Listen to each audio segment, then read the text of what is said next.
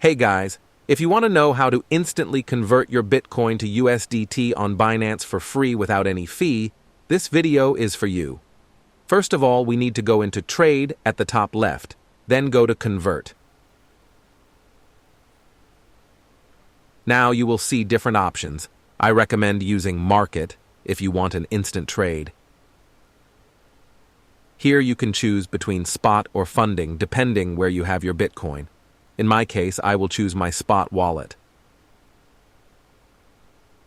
Now, let's select Bitcoin right here.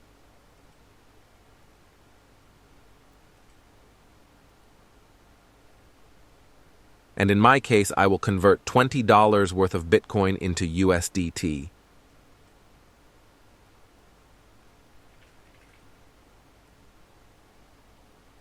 You will have more details about the transaction here, and then just convert it.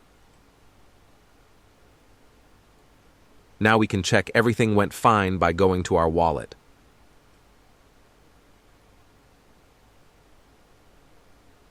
Spot wallet in my case. And as you can see, everything went fine. If this tutorial was useful for you, please consider subscribing and leaving a like. Thanks for watching.